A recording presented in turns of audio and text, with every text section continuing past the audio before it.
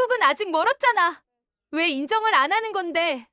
우리 중국인들이 역사 교육 다시 한번 해줘야 되겠네. 제발 좀 주제를 알란 말이야.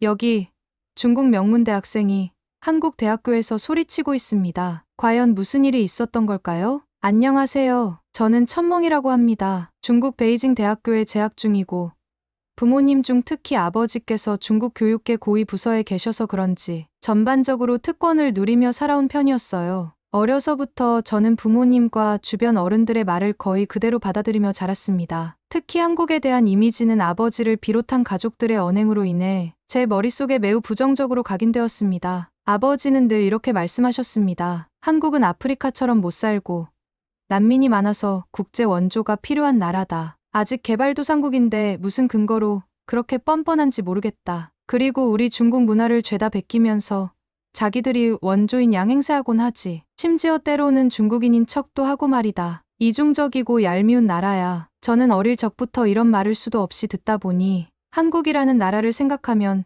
자연히 불쌍하고 후진적인 고지라는 인식이 머릿속 깊이 박혀 있었습니다. 그 인식은 제 안에서 쉽게 깨지지 않았어요. 사실 성장 과정에서 한국 문화를 접할 기회도 많지 않았습니다. 중국 내에서 히트를 쳤던 일부 한국 드라마가 있긴 했지만 저는 크게 관심을 두지 않았습니다. 오히려 아버지는 한국 드라마는 재미도 없고 내용도 허무맹랑하다. 괜히 정신 사나우니 보지 마라 라고 하셨고 어릴 때부터 저는 그런 말씀을 별 생각 없이 받아들였어요. 그런데 최근 제가 다니는 대학교에서 한 학기 해외 교환학생 프로그램을 새로 추진한다는 공고가 나왔습니다. 기존에는 주로 미국이나 유럽 국가에만 학생들을 파견했는데 이번에는 아시아 지역 협력을 강화한다는 취지로 한국이 교환학생 파견 국가 중 하나로 선정된 거예요. 저는 이 소식을 처음 들었을 때 솔직히 참 황당했습니다. 해외 교환학생이면 당연히 미국이나 유럽 쪽을 생각하지.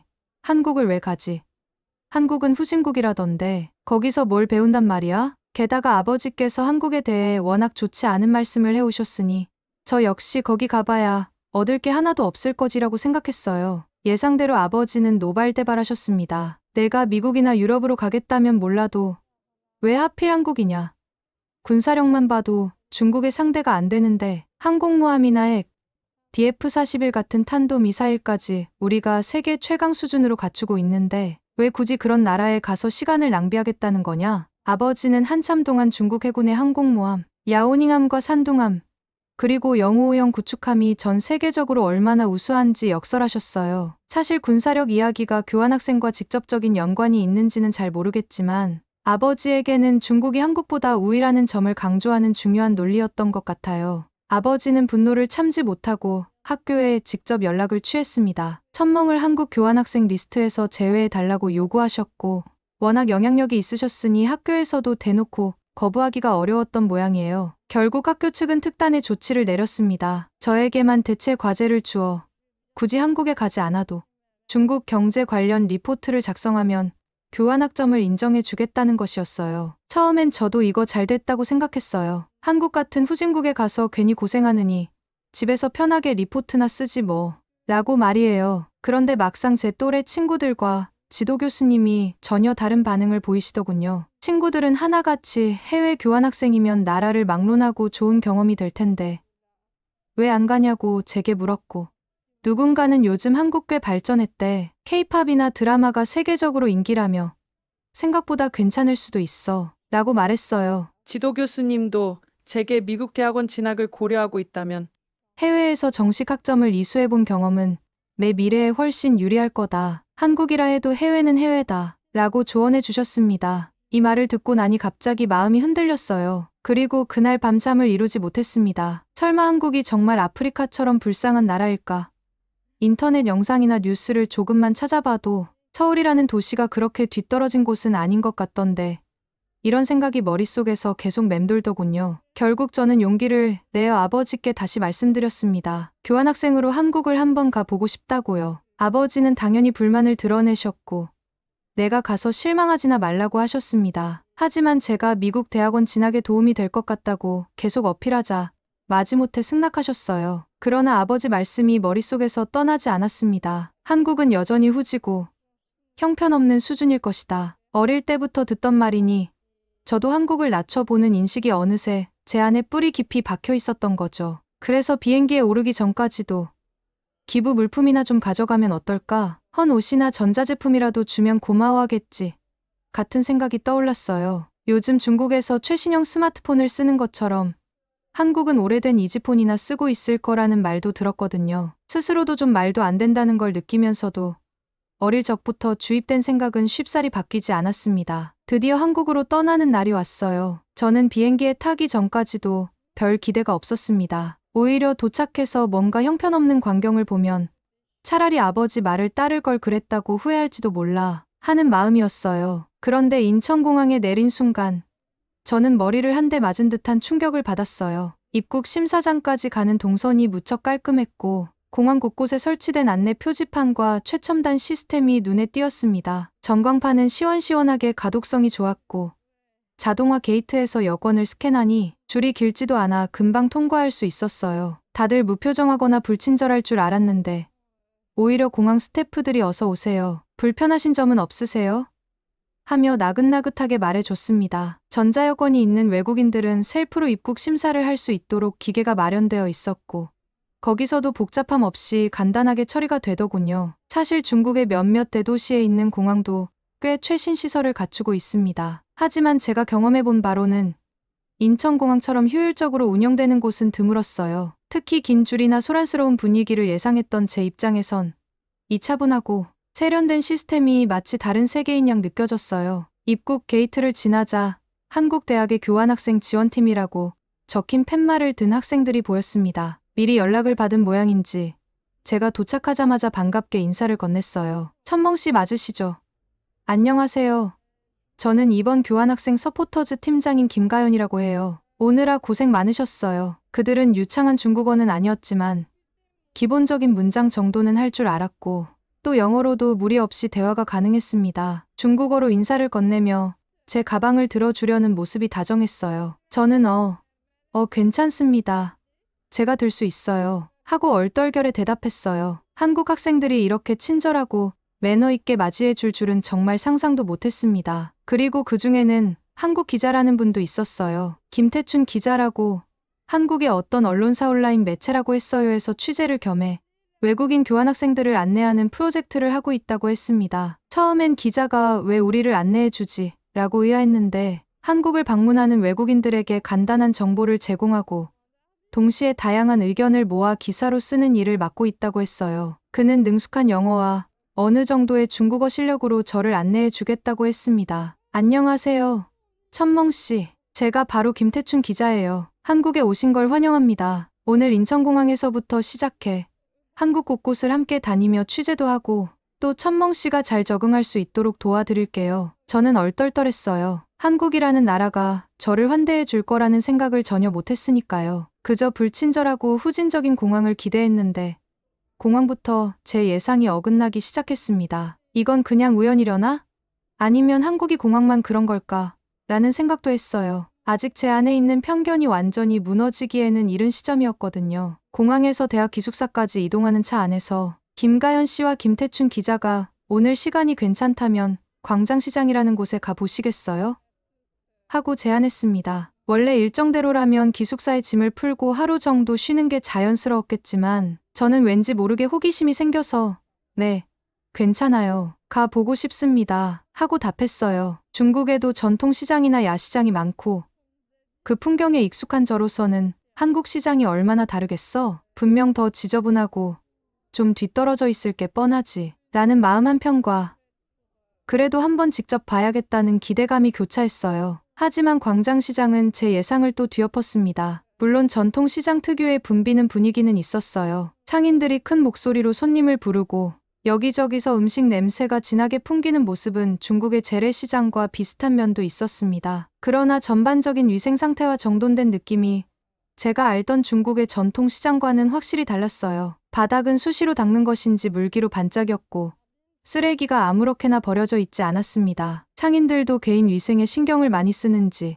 음식을 다룰 때 일회용 장갑을 착용한다거나 손님이 오면 간이 세정제로 손을 닦고 응대하는 모습이 눈에 띄었어요. 특히 식재료들이 상온에 방치되어 있는 중국 일부 시장과 달리 한국 시장에서는 해산물이나 육류류를 아이스박스나 냉장고에 넣어 보관하고 있었습니다. 저는 신기하기도 하고 살짝 자괴감도 들었어요. 아버지는 늘 한국은 지저분하고 아직 위생 개념이 뒤떨어진다고 말씀하셨는데 여기는 그런 모습이 전혀 아니었거든요. 가게마다 각자의 표준화된 규칙 같은 것이 느껴졌고 손님들에게 시식을 권유할 때도 작은 일회용 접시나 컵 등을 사용해 깔끔하게 내놓았습니다. 천멍 씨, 여기 김밥 한번 드셔보실래요? 김밥은 김에 밥과 여러 재료를 넣고 말아서 만든 음식인데 한국 사람들이 일상적으로 많이 먹는 간편식이에요. 김가연 씨가 건넨 김밥 조각을 한 입 베어 물었는데 의외로 정말 맛있었어요. 사실 중국에서 만든 김밥과는 또 다른 느낌이었고 안에 들어있는 단무지와 달걀, 당근, 시금치, 어묵 등이 조화롭게 어우러졌습니다. 이 외에도 떡볶이, 해물파전, 빈대떡 등 다양한 한국 음식을 체험했고 매운맛에 맵다 하고 놀라면서도 자꾸 손이 갔어요. 떡볶이는 양념이 붉어서 처음엔 무서워 보였는데 막상 먹어보니 한국 고유의 매운 단맛이 중독성이 있더라고요. 저는 잠깐 식은땀을 흘리면서도 계속 떡볶이를 집어먹었어요. 그때 김판수 기자가 웃으며 말했습니다. 천멍 씨, 괜찮으세요? 보통 떡볶이를 처음 드셔보는 분들은 많이 매워하시는데 그래도 잘 드시네요. 저는 좀 맵긴 한데 맛있네요. 한국 분들은 이걸 자주 드시나요? 하고 물었어요. 김가연 씨가 네. 저도 학교 앞 분식집에서 자주 떡볶이를 사 먹어요. 매운맛이 스트레스를 풀어준다는 사람들도 있어요. 하고 대답했습니다. 그 순간 저는 살짝 쓴웃음을 지었어요. 이게 후진국 음식이라고?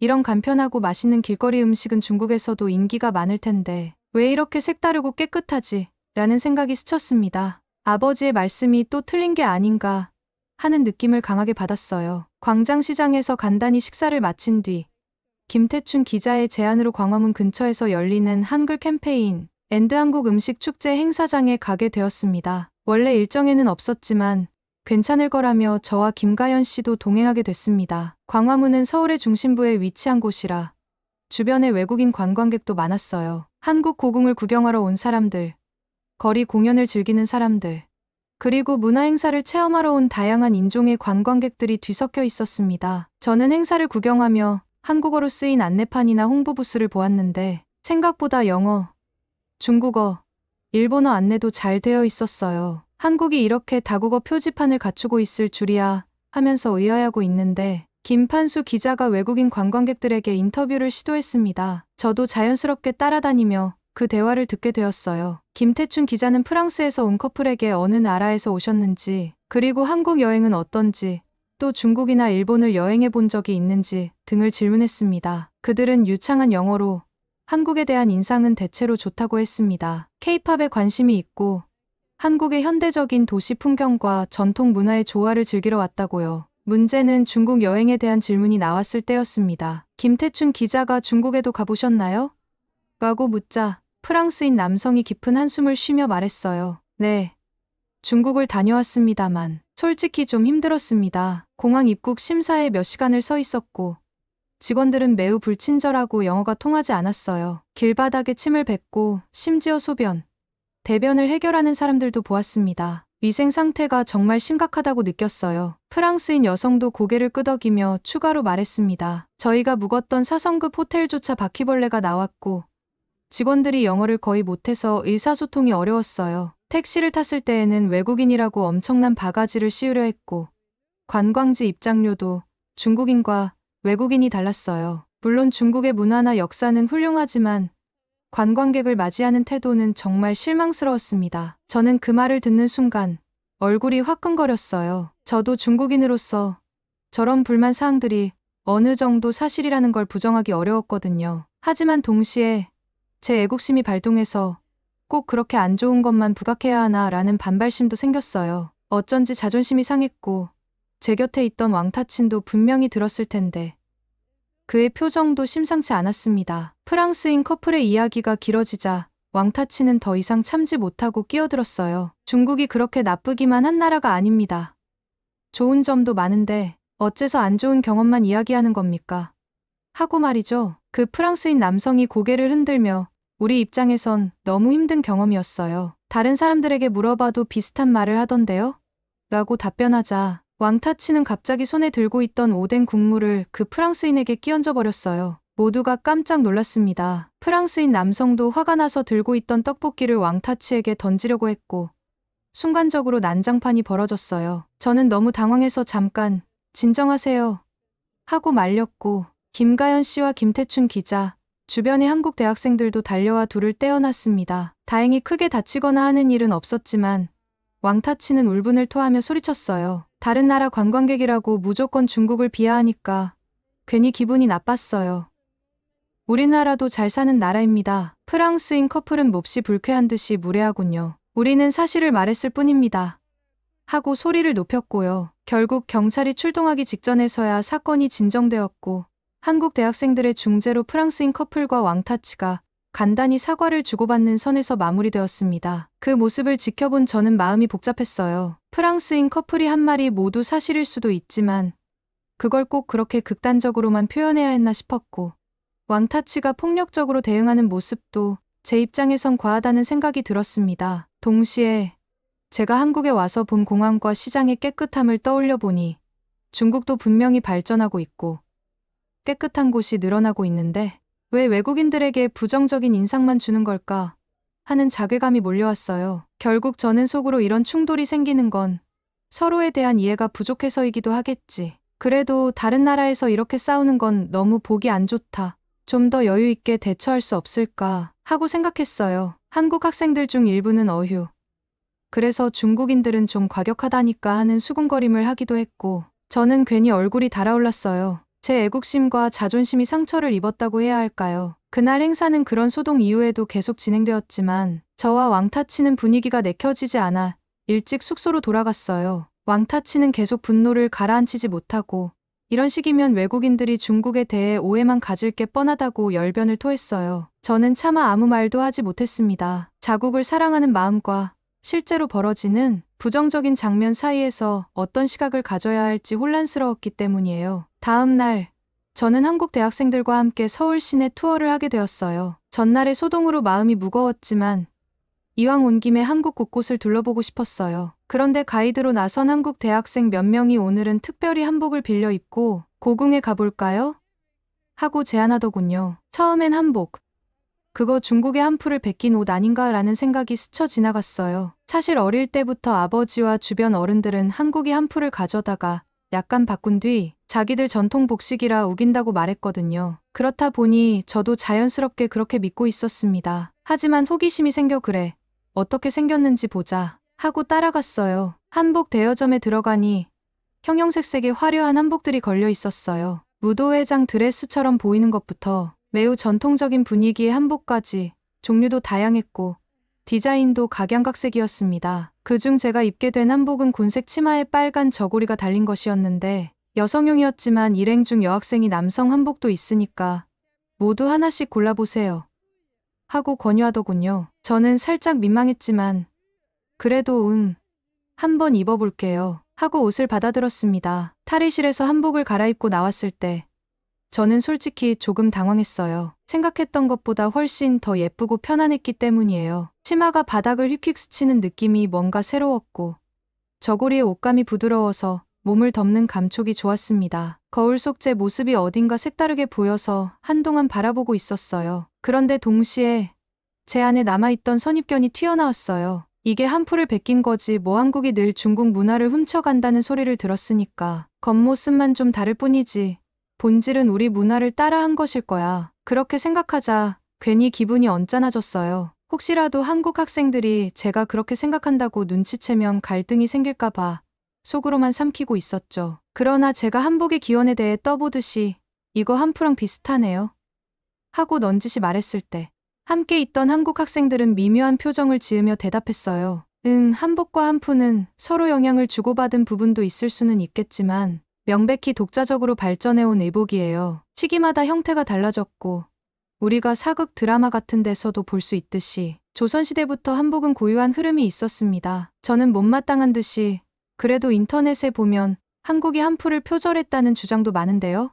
라고 반박했어요. 그러자 한 학생이 스마트폰을 꺼내 각종 역사 자료와 유네스코 등재 자료, 해외 박물관 전시 자료 등을 보여주면서 조목조목 설명했습니다. 이 자료 보시면 이미 고려시대, 조선시대에 걸쳐 우리 한복이 이런 형태로 발전해왔다는 걸 확인할 수 있어요. 그리고 유네스코 무형문화유산 관련해서도 한복의 전통이 한국의 고유한 문화로 인정받았고요. 물론 동아시아 국가들끼리 복식 문화가 전혀 교류가 없었다고 할 수는 없지만 한복이 곧 한풀을 베낀 거라고 단언하는 건 무리입니다. 둘 다 고유한 역사와 맥락이 있어요. 그 자료들을 보면서 저는 처음으로 내가 무조건적인 애국심 혹은 편견 때문에 사실을 왜곡하고 있었구나 하는 자각을 하기 시작했어요. 물론 완전히 수긍하기까지는 시간이 좀 더 걸렸지만 최소한 무조건 표절이라고 단정하던 제 시선이 조금 누그러졌습니다. 또한 한복을 직접 입어보니 이 옷이 가진 멋과 편안함이 단순한 표절물로 치부하기에는 아깝다는 생각이 들었어요. 한복을 입은 채로 고궁과 주변 거리를 조금 돌아본 뒤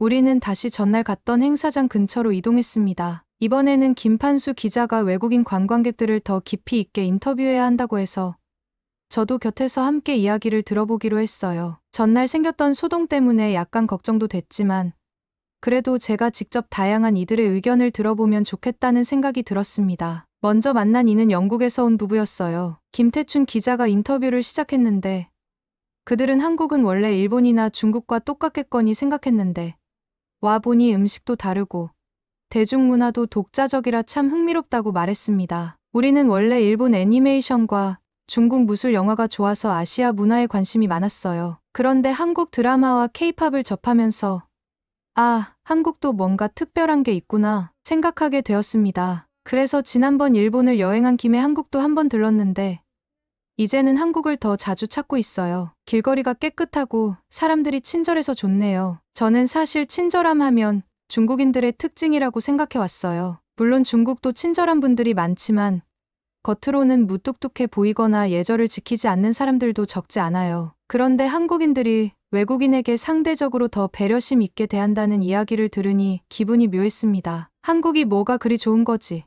다가도 실제로 공항이나 시장, 한복 대여점에서 마주친 이들이 다정했다는 게 떠올라서 반박하기가 어려웠어요. 다른 국가에서 온 관광객들에게도 비슷한 반응이 돌아왔습니다. 특히 미국에서 온 한 대학생 그룹은 K-팝 팬이라서 한국에 왔는데 실제로 서울 밤거리에서 버스킹하는 장면이나 클럽 문화가 흥미로웠다고 했어요. 또 치안이 좋고 지하철이나 버스 같은 대중교통이 굉장히 편리하다고도 했습니다. 정말 밤늦게도 걱정 없이 다닐 수 있는 게 신기했어요. 우리는 뉴욕이나 시카고 같은 대도시에서 밤에 지하철을 타면 조금 불안하거든요. 그런데 서울은 대체로 안전하다는 인상을 받았습니다. 저는 중국 대도시는 어떤가 하고 생각해봤어요. 북경, 상해, 광저우 같은 곳도 치안이 점점 좋아지고 있지만 여전히 밤에 돌아다니기 조심스러운 곳이 많긴 해요. 한국이 중국보다 더욱 안전하다는 말을 직접 들으니 또 한 번 현실을 체감하게 되었습니다. 김태춘 기자는 인터뷰 내용들을 바탕으로 기사를 쓸 계획이라며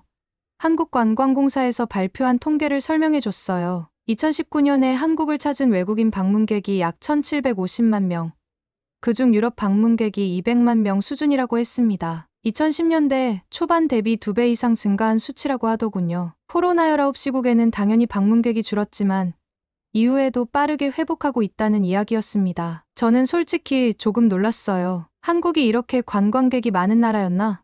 하고요. 그동안 저는 한국이 못 살고 낙후된 곳이라 외국인이 굳이 갈 필요 없는 나라라고 믿었기 때문에 이런 통계를 접하니 어리둥절할 수밖에 없었습니다. 왜 이렇게 사람들이 한국을 찾는 걸까요?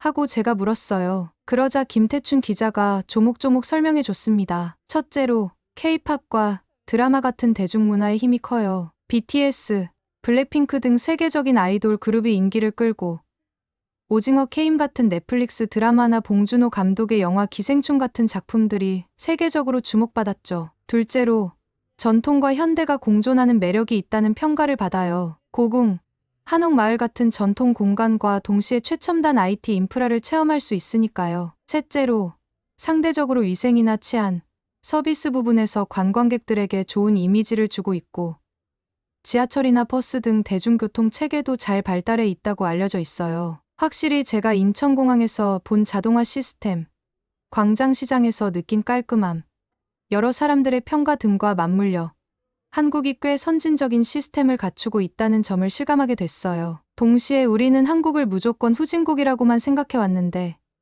이건 뭔가 잘못된 정보였구나 하는 자성도 들었습니다. 그렇게 한국을 돌아보고 며칠 후 저는 드디어 한국 대학의 교환학생으로서 첫 등교를 했어요. 제가 다니게 된 대학교는 서울 시내에 위치한 중상위권 사립대였습니다. 캠퍼스가 그리 넓지는 않았지만 건물 사이가 깨끗하게 정돈되어 있었고 학생들은 늦여름 날씨에도 불구하고 단정히 입고 다니는 편이었어요. 저는 중국 대학에 비해 규모가 작을 거야. 시설도 그다지 좋지 않을지도 몰라. 라고 막연히 생각했는데 막상 본교 도서관이나 학생회관을 둘러보니 오히려 현대적이고 깔끔하게 잘 꾸며져 있어서 놀랐어요. 교내 식당에 가보니 다양한 메뉴가 갖춰져 있었고 학식 가격도 생각보다 저렴했습니다. 한국 대학에서 듣게 된 수업 중에는 아시아 경제협력 세미나라는 과목이 있었어요. 교수님이 주로 영어와 한국어를 섞어 강의하는데 저를 비롯해 몇몇 교환학생들을 배려해서 PPT나 과제 설명은 영어로 잘 제공해 주셨습니다. 문제는 수업 후반부에 진행되는 그룹 프로젝트에서 비롯되었습니다. 저는 한국인 학생 3명, 그리고 또 다른 중국인 유학생 1명, 이렇게 5명이 한 조가 되었는데 주제가 동아시아 지역 간 문화 충돌 및 협력 방안이었어요. 한국인 학생 중 1명인 정성우가 적극적으로 리더 역할을 맡았고 발표 구조를 짜면서 저와 다른 중국인 유학생에게 각각 중국 입장에서 본 문화 충돌을 담당해 달라고 요청했습니다. 처음에는 괜찮아 보였어요. 하지만 일을 진행하다 보니 정성우가 조금 독단적으로 과제 방향을 설정하는 느낌이 있었어요. 예를 들어 한국과 중국은 한복김치서의 태극기 등 모든 면에서 충돌한다. 그래서 우리는 이 부분을 강조해야 한다라고 정해놓고 저와 다른 중국인 유학생에게 왜 중국이 이렇게 자꾸 한국 문화를 훔쳐가려는지 사실관계를 조사해 달라고 하더군요. 제가 듣기엔 좀 불쾌했어요. 중국이 한국 문화를 훔쳐간다는 표현 자체가 저에겐 굉장히 공격적으로 들렸거든요. 그래서 꼭 훔쳐간다는 표현을 써야 하나요? 서로 역사적 교류를 통해 영향을 주고받은 거 아닐까요? 게다가 최근엔 중국도 김치나 한복이 원래 중국에서 기원했다는 식으로 말하곤 하는데 이 부분에 대해 한국이 일방적으로 피해자라는 시각만을 강조하는 건 균형이 없어 보여요. 하고 제 의견을 냈어요. 그러자 정성우가 조금 언짢은 표정을 지으며 말했습니다. 천멍 씨가 불편했다면 미안합니다. 하지만 인터넷이나 뉴스에 보면 중국 네티즌들이 한복은 한푸다, 김치도 중국이 기원이라고 주장하면서 한국을 공격하지 않나요? 한국 입장에서는 그런 행위가 문화를 훔쳐가려는 태도로 보이거든요. 결국 저희는 과제 방향을 두고 한참을 토론했고 다른 중국인 유학생인 류슈밍도 언성을 높이기 시작했어요. 중국이 무조건 베낀 건 아니라고요. 특히 한푸와 한복은 각자 뿌리가 있고 김치도 중국의 파오차이랑 전혀 다른 음식이니까 이걸 단순 표절이나 훔쳐간다는 표현으로 몰아가면 저희 입장에서 억울하죠. 정성우는 그래도 객관적인 사실을 보자면 중국 측에서 먼저 한복은 우리 것이다라고 우기는 사례가 많지 않냐고 맞섰고 저는 중재하려 했지만 이미 감정이 격해진 상태라 쉽게 풀리지가 않았어요. 결국 교수님이 중간에 중재를 해주셔서 서로 감정적으로 접근하기보다 각자 자료 조사를 통해 역사적 문화적 배경을 뒷받침한 뒤 토론을 거쳐 발표 내용을 합의하자 라는 결론에 이르렀습니다. 이 일로 저는 한국 대학 생활에서도 이런 문화적 충돌이 생길 수 있구나라고 깨달았고 동시에 중국인인 제게도 편견이 있지만 한국인 학생들에게도 중국에 대한 일종의 불신과 거부감이 있음을 느꼈어요. 또 하루는 밤늦게까지 과제 모임이 있어서 11시가 넘은 시각에 혼자 택시를 타고 기숙사로 돌아가게 되었습니다. 한국 지하철은 대부분 자정 전에 막차가 끊기는 편이라 어쩔 수 없이 택시를 잡아야 했어요. 거리에는 택시가 많이 돌아다녔지만 저는 영어로 I want to go to university dormitory 라고 말했고 택시 기사님은 다행히 알아들으셨습니다. 그런데 택시를 타고 가는 중에 기사님이 슬쩍 물으시더군요. 학생, 중국 분이세요? 제가 맞다고 하자 기사님은 제가 중국인 손님들을 몇 번 태웠는데 가끔 말이 통하지 않아 곤란했던 적이 있어요. 근데 학생은 한국말도 꽤 하시네요. 라고 말했어요. 저는 네, 좀 배웠어요. 하고 웃으며 답했어요. 그런데 기사님이 갑자기 근데 중국 분들은 왜 그렇게 시끄럽게 통화하고 가래침을 뱉고 공중질서를 잘 안 지키죠? 라고 물었습니다. 솔직히 기분이 좋지 않았어요. 뭔가 일반화된 부정적 이미지를 제 앞에서 대놓고 말하니 제 나라에 대한 무시로 들렸거든요. 하지만 기사님은 별 악의는 없어 보였고 그냥 솔직한 궁금증을 표현하신 것 같았어요. 그래도 제 안에서는 자존심이 상해 다 그런 건 아니에요. 한국 여행 와서 매너를 안 지킨 일부 중국인 관광객만 보고 전체를 일반화하면 곤란합니다. 하고 살짝 날카롭게 대답했어요. 기사님도 순간 눈치를 채셨는지, 아, 제가 기분 나쁘게 했다면 미안해요. 그런 분들을 몇 번 봐서 그냥 궁금해서 물어봤어요. 라고 하셨어요. 결국 어색한 분위기 속에 목적지에 도착했고, 저는 택시 요금을 결제한 뒤 수고하세요 하고 내렸어요. 한국에서 만난 대부분의 사람들은 친절했지만 이렇게 막연한 편견을 가진 이도 있구나 싶어서 씁쓸했습니다. 동시에 중국인 단체 관광객들이 한국에서 무례한 행동을 자주 해서 이런 인식이 생긴 걸까? 우리 중국도 이미지 관리를 잘해야 하지 않을까? 하는 생각이 들어 마음이 복잡했어요. 한국에 온 지 한 달쯤 되었을 무렵 아버지가 전화를 하셨습니다. 거기는 어때?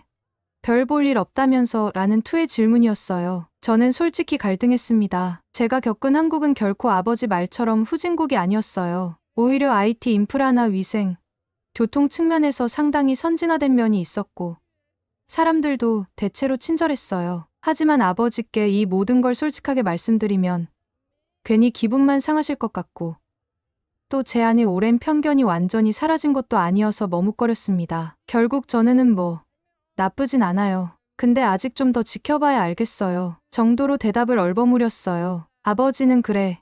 거기서 괜히 헛된 기대하지 말고 내가 느끼는 대로 제대로 보고 와라. 내가 늘 얘기했듯이 한국은 결국 우리 중국만 못한 나라다. 나중에 실망해도 난 책임 안 진다. 하고 전화를 끊으셨어요. 저는 씁쓸한 마음이 들었지만 더 이상 별 말을 하지 않았습니다. 한국 대학 기숙사는 제가 중국에서 지내던 것보다 규모는 작았지만 개인 공간이 훨씬 쾌적했어요. 2인 1실 형태였고 제 룸메이트는 일본에서 온 교환학생이었어요. 그 친구는 영어와 한국어를 꽤 잘해서 저와도 영어로 무난히 대화를 나눌 수 있었어요. 처음에 저는 내심 중국인과 일본인이 같이 지내면 역사 문제라든가 또 다른 갈등이 생기지 않을까 하고 걱정했지만 의외로 그는 매우 온화하고 착한 친구였습니다. 이름은 이시다 료라고 했어요. 료는 저를 볼 때마다 첨멍, 같이 식사하러 가실래요?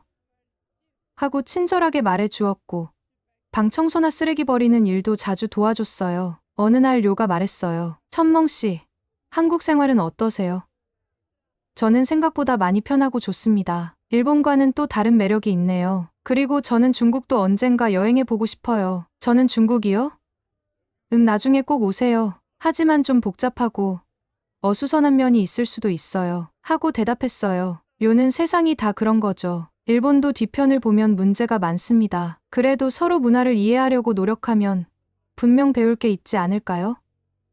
하고 웃었습니다. 그의 말이 묘하게 제 마음을 흔들었어요. 저 역시 한국에 대해 더 열린 마음으로 대해야 하는 게 맞지 않나 하는 생각이 들었거든요. 한국을 짧은 기간 동안 둘러본 결과 분명히 장점이 많았고 제가 그동안 들어왔던 후진국 이미지는 많이 과장되었다는 걸 알게 되었으니까요. 그런데 문제는 저와 함께 온 왕타치는 여전히 한국에 대해 불만이 많았어요. 전날 있었던 프랑스인 커플과의 충돌 이후로도 캠퍼스 생활 중 종종 마찰을 일으켰습니다. 한 번은 학교 식당에서 한국인들이 중국인들은 왜 이렇게 시끄럽게 떠들어? 라는 식의 농담을 하는 걸 듣고는 또 분노를 주체하지 못해 싸움 직전까지 갔어요. 제가 왕타치, 여기서 그렇게 예민하게 반응하면 우리만 손해야. 그냥 무시하자 하고 말렸는데 그는 왜 우리가 참아야 하는데? 우리 중국이 얼마나 큰 나라인지 아냐?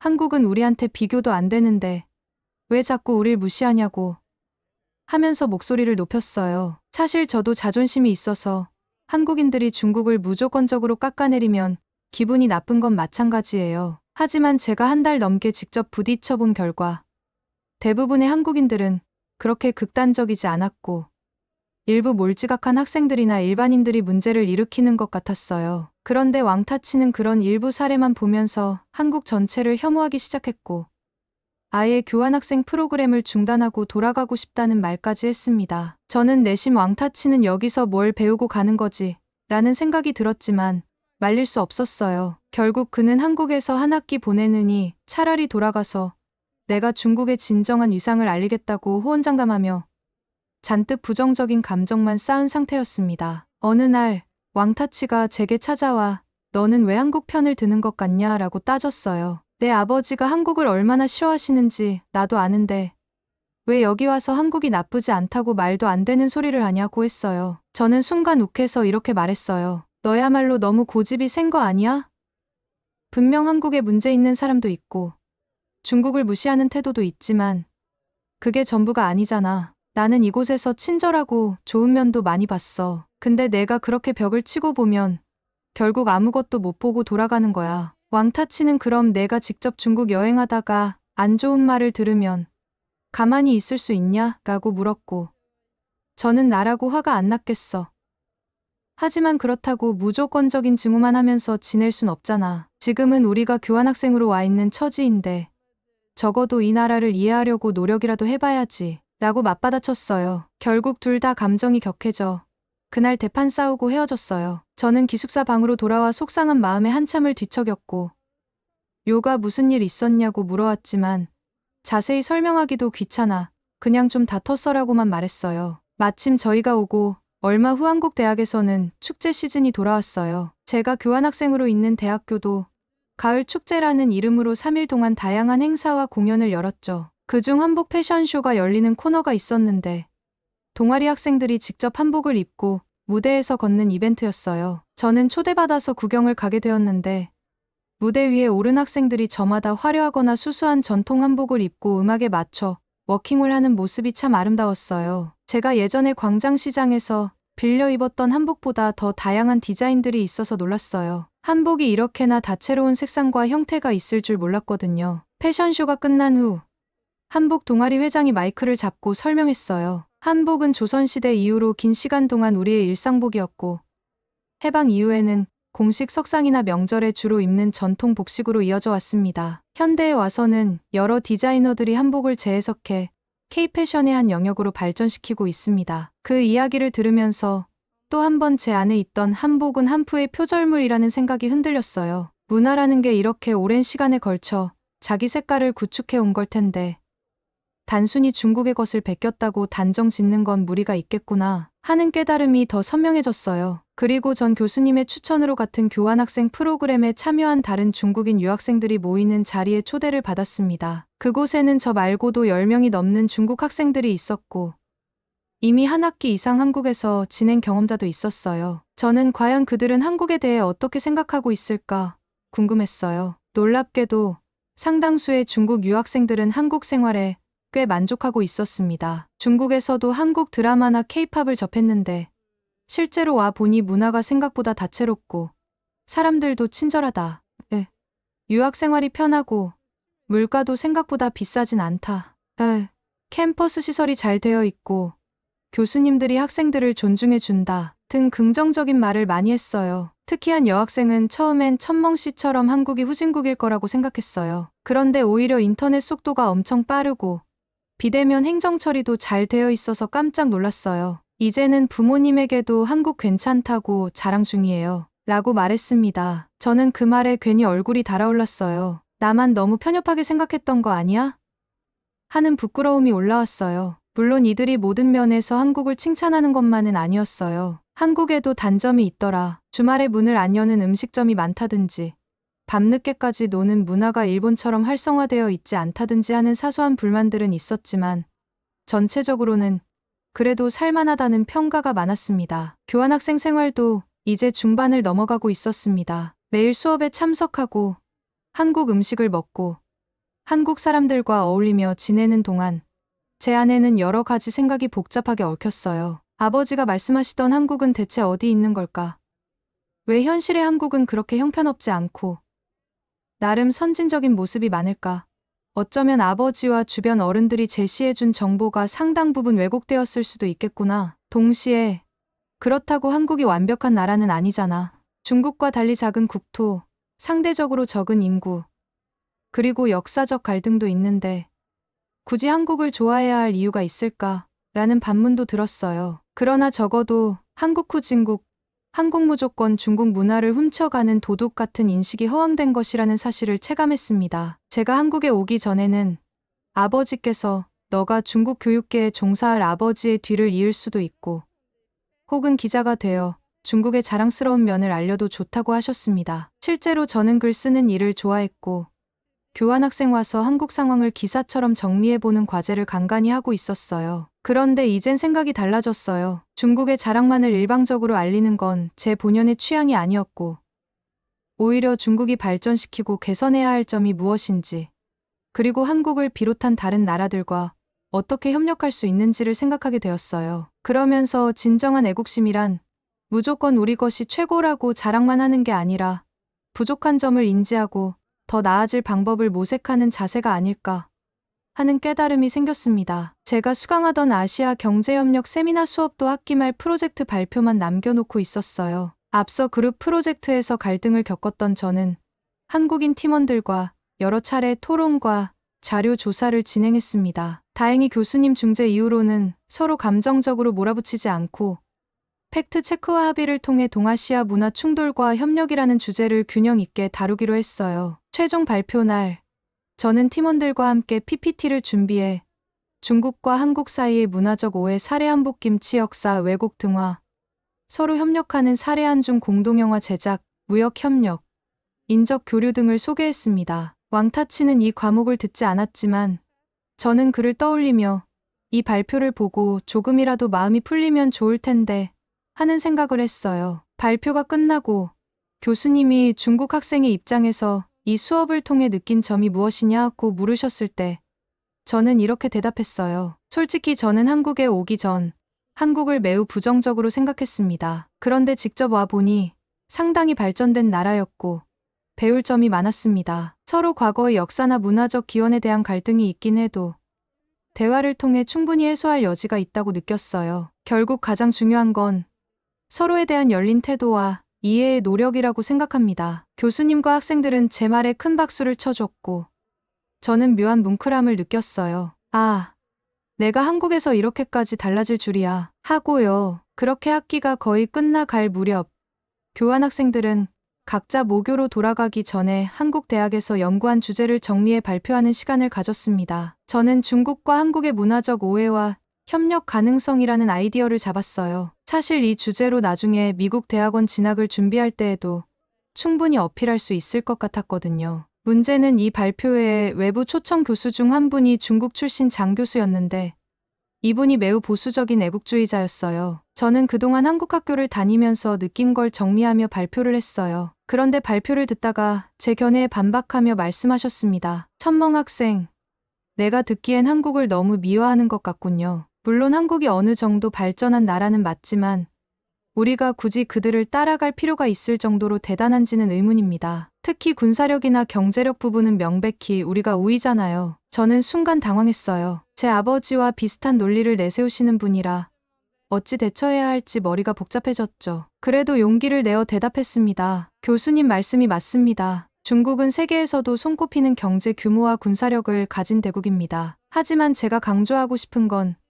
소국이지만 배울 점이 많다는 사실을 인정하는 태도예요. 저는 한국을 미화하고 싶은 게 아니라 한국에 직접 와 보니 생각보다 선진적이고 우려하는 다른 강점을 갖고 있음을 느꼈습니다. 이를 통해 중국도 관광 서비스나 위생, 시민의식 같은 부분을 더 개선할 수 있다고 생각합니다. 장 교수는 씁쓸한 표정을 지으며 너무 편향되지 않도록 균형감 있게 글을 쓰세요 하고 마무리했어요. 저는 그 말에 알 수 없는 불편함이 일었지만 그래, 이런 시선도 있지 하고 한편으로는 수용하기로 했습니다. 드디어 교환학생 마지막 주가 되자 한국 대학 측에서 소규모 송별회를 열어줬어요. 각국에서 온 교환학생들과 함께 웃으며 사진을 찍고 나름대로 바쁜 한 학기를 마무리하는 시간이었습니다. 제가 한국에 처음 왔을 때 인천공항에서 마중 나왔던 김가연 씨와도 다시 만나 천멍 씨.